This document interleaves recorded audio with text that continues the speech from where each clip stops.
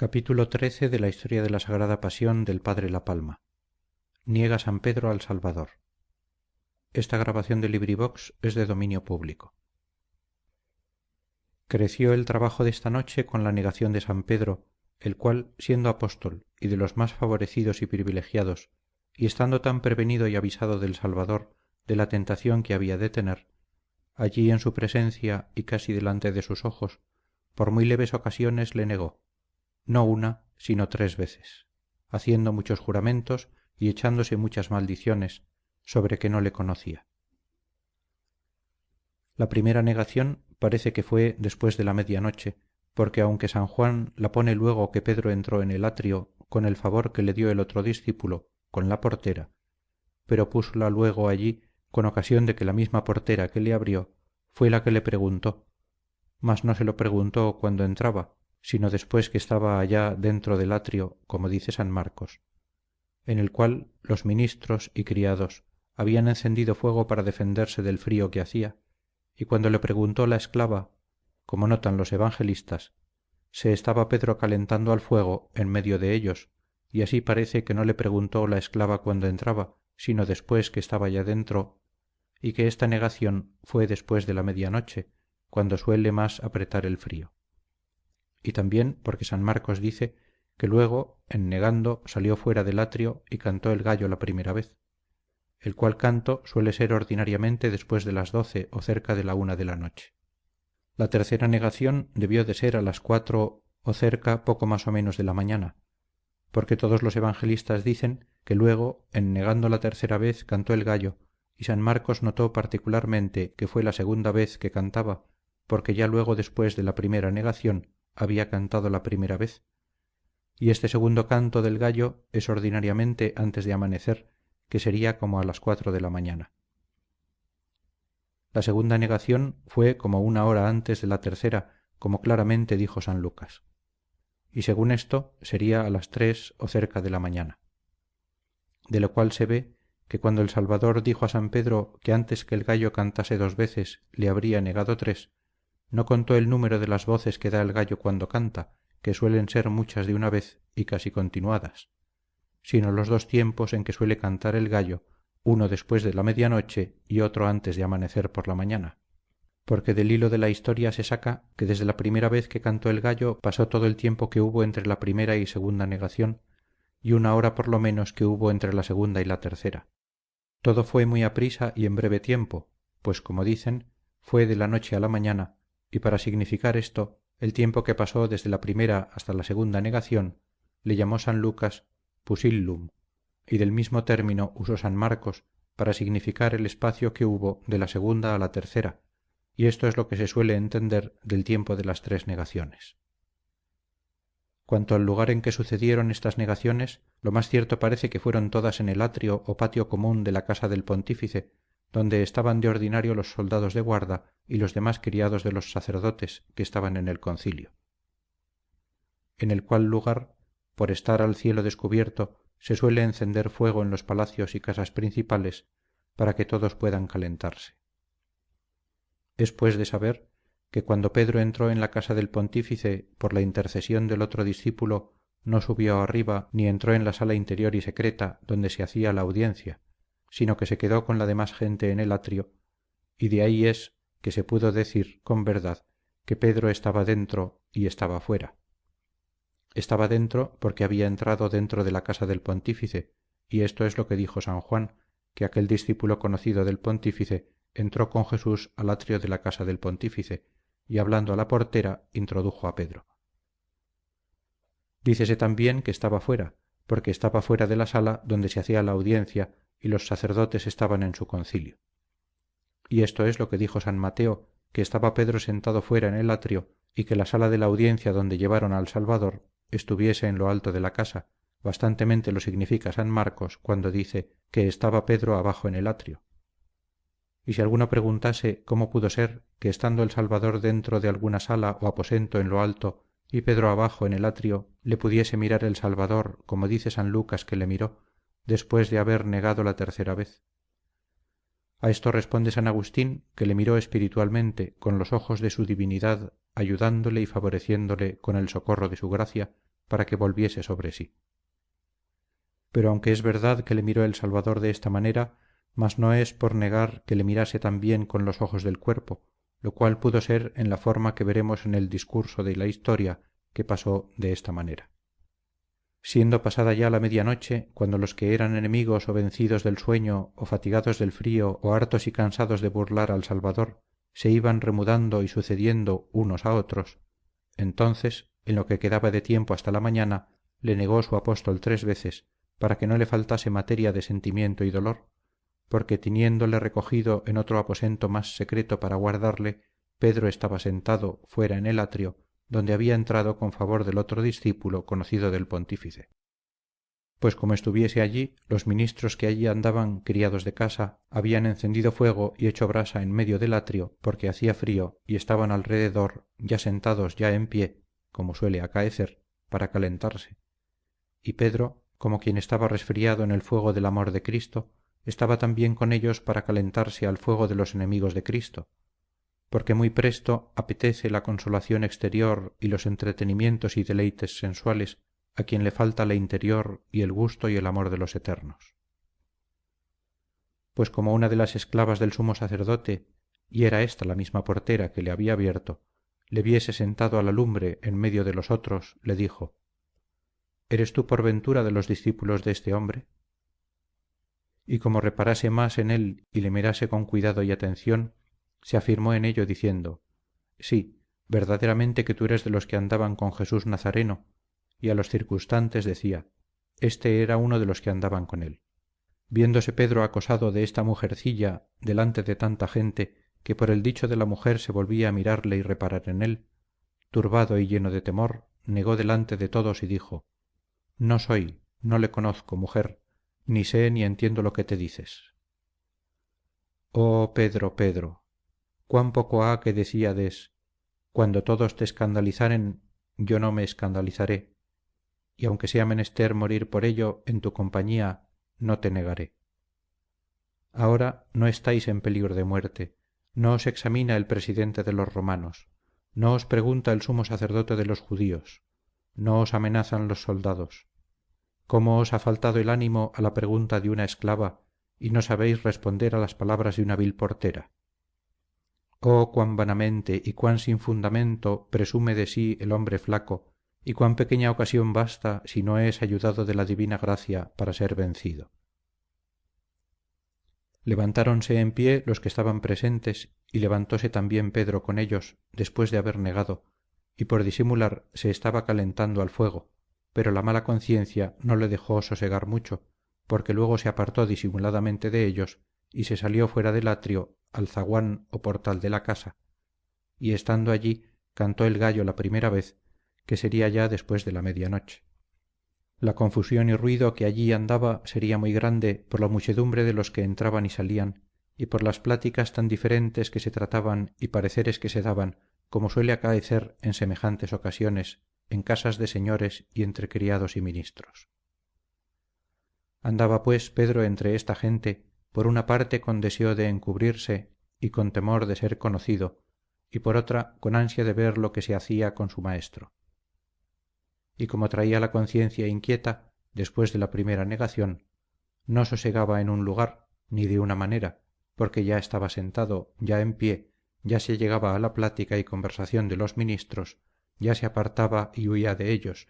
ya salía del atrio, ya tornaba a entrar, con no pequeño sobresalto y turbación. Pues fue así que no mucho después de la primera negación, porque fue la misma noche como a las 3 de la mañana, y yendo una vez a salir de la puerta, notóle otra de las esclavas de la casa y dijo a los presentes que allí estaban: Este es de los que andaban con Jesús Nazareno. Con ocasión de lo que dijo esta mujer, habiendo vuelto a entrar en el atrio y estándose calentando al fuego en pie, le preguntaron los que allí estaban: ¿Eres tú por ventura de los discípulos de este hombre? Y él negó diciendo: No soy. Y uno de ellos en particular, que le miraba con más atención o le conocía mejor, se afirmaba en ello diciendo: Sin duda ninguna que tú eres uno de ellos. Y él le dijo: Déjame, hombre, que no soy. Y hizo juramento que no conocía a tal hombre. Habiendo experimentado Pedro su flaqueza en la primera negación, debiera huir luego de aquel lugar y de aquella conversación que le había sido causa de tanto daño. Mas como perseveró en el lugar, creció la ocasión y creció la culpa, porque la primera vez preguntó una sola mujer y esclava, y él negó sencillamente la verdad. Pero en esta segunda, aunque fue otra criada la que empezó la plática, pero con esta ocasión los circunstantes le apretaban sobre lo mismo, y él, juzgando que era menester darles mayor satisfacción como hombre lleno de temor, confirmó la negación con juramento, haciendo con esto mayor su culpa. En lo cual nos enseñó que los hombres flacos se deben apartar con diligencia de las ocasiones si no quieren dar mayores y más feas caídas. Y así le sucedió a Pedro, que quedándose al fuego en la conversación, le negó la tercera vez, más feamente que la primera y la segunda. Porque dentro de poco tiempo, que sería como una hora después, uno de los que allí estaban afirmaba y decía, verdaderamente que este hombre andaba con él, porque se echa de ver que es Galileo. Y tomándole la palabra los que allí estaban, se la repetían a Pedro diciendo, sin duda ninguna que tú eres de ellos, porque eres Galileo y eso no lo puedes negar, porque en la habla se te echa luego de ver. Y esto decían porque aunque los galileos hablaban la misma lengua hebrea, pero tenían su propia y conocida pronunciación. Y como Pedro negase que no era de los que andaban con el Salvador, estaba allí uno de los criados del pontífice, pariente de aquel a quien había cortado Pedro la oreja, y apretóle diciendo, no lo puedes negar, porque yo mismo te vi en el huerto que estabas en su compañía. Entonces Pedro negó diciendo, hombre, no te entiendo ni sé lo que te dices.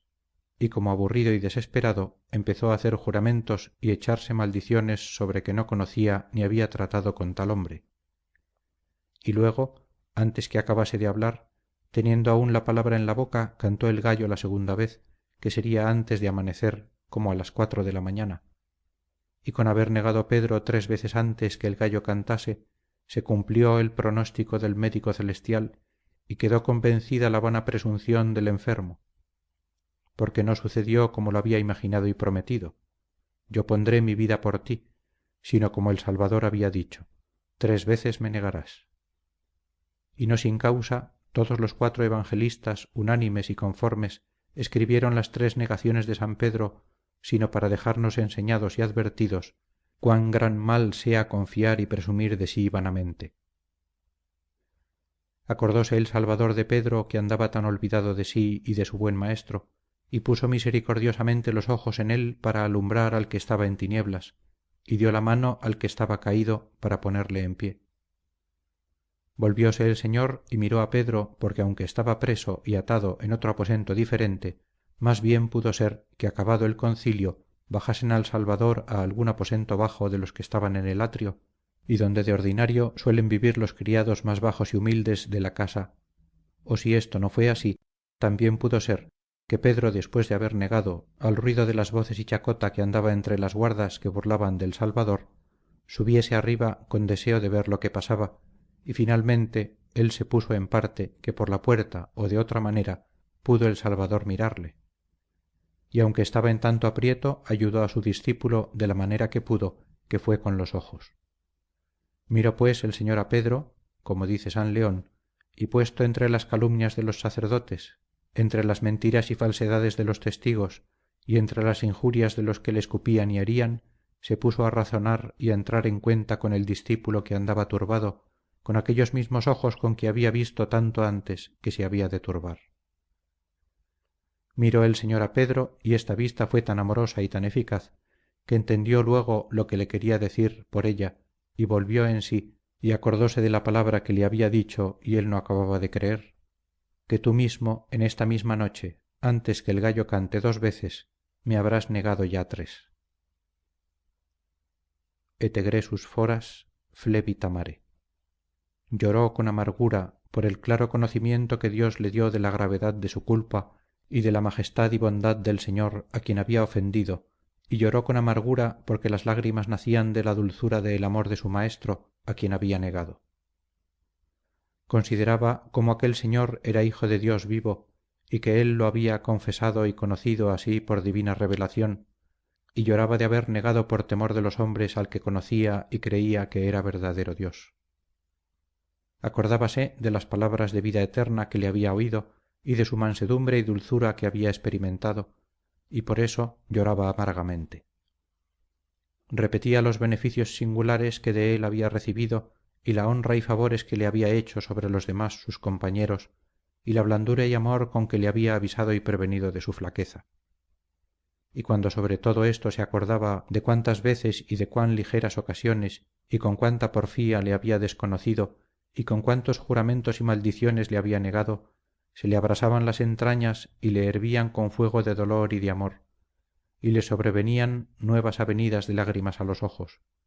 Y fue tanto su dolor y sentimiento que toda su vida a las mañanas, cuando el gallo cantaba, le sobresaltaba el corazón y lloraba de nuevo aquella culpa como si nunca la hubiera llorado. Y así parece que notó San Marcos que cuando salió de casa del pontífice, entonces empezó a llorar. Et coepit flere, y empezó, dice, a llorar, esto es, para continuarlo después por el discurso de su vida. Y aunque quedó este santo penitente tan herido y tan arrepentido por la fuerza de los ojos del Señor, no quiso como pudiera retrasarse allí públicamente, sino salirse de allí a llorar secretamente. Porque con la caída había quedado más humilde y menos confiado de sí mismo, y no quería ponerse a riesgo ni hacer nueva experiencia de su flaqueza, enseñando con esto a los flacos a quitarse de las ocasiones y esconderse, y no querer mostrarse en público hasta que estén fortalecidos y vestidos de la virtud de lo alto. No quiso tampoco arrojarse allí a los pies del Salvador a pedirle perdón y misericordia, porque estaba avergonzado de sí mismo, y quiso que sus lágrimas pidiesen y alcanzasen lo que pedir él tan presto parecía atrevimiento. Con razón lloró y calló, porque la culpa que se llora no se excusa, y lo que no se excusa hablando se suele lavar y limpiar llorando. Y para llorar mejor se salió fuera, porque aunque la confusión y barahunda de palacio es a propósito para negar, pero no para llorar, y el verdadero penitente se muestra en dejar las ocasiones del pecado.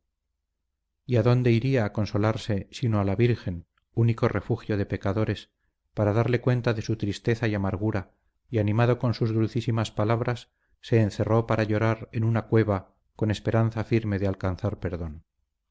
No sin causa permitió el Señor tanta flaqueza en el que tenía señalado para piedra fundamental de nuestra Iglesia, y entre otras podemos considerar 4. La primera, porque ninguno confíe presuntuosamente de sí mismo, pues cayó un apóstol tan querido y privilegiado, y tome cada uno para sí el consejo de San Pablo. El que piensa que está en pie, mire bien y esté sobre aviso para que no caiga. La segunda, porque ninguno desconfíe de Dios por caído que se vea, pues Pedro, habiendo cometido tan gran culpa, por medio de las lágrimas y penitencia, volvió a la antigua gracia y amistad, y fue hecho príncipe de los apóstoles, cabeza de la Iglesia, pastor del rebaño de Cristo y clavero mayor del reino de los cielos.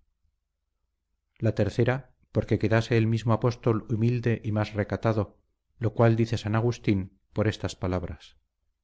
Audio dicere superbis esse utile cadere in aliquod apertum manifestumque peccatum, unde sibi displiceant, qui iam sibi placendo queciderant. Salubrius enim Petrus sibi displicuit quando flebit, quam sibi placuit quando praesumsit. Atrévome a decir, dice este santo, que es provechoso a los soberbios caer en algún pecado claro y manifiesto, por donde se parezcan mal y se desagraden de sí, los que pareciéndose bien y agradándose de sí mismos, habían ya caído, porque más provechosamente se degradó Pedro a sí mismo cuando lloró su culpa, que no se había agradado de sí mismo cuando presumió de su constancia. La cuarta razón la da San Gregorio. Utis, qui futurus erat pastor ecclesiae, in sua culpa discret, qualiter aliis miserere debuiset. Para que aquel, dice este santo, que había de ser pastor de la Iglesia, aprendiese en su misma culpa cómo se había de compadecer de las ajenas. Porque la misericordia que usó el Señor con San Pedro fue de todas maneras grande y digna de eterna memoria. Niega el siervo a su Señor que muere inocente por él, y en medio de la muerte que el señor padece y en medio de la culpa que el siervo comete, le mira para salvarle y le da la mano para que de él todo no quede perdido. Tal por cierto y tan piadoso había de ser el señor de la vida, y tan apiadado convenía que fuese el pastor, que en su lugar había de apacentar su ganado, porque se acordase de la piedad que usó su maestro con él, y no desamparase ninguna oveja, por enferma o rebelde o descarriada que fuese. Fin del capítulo 13.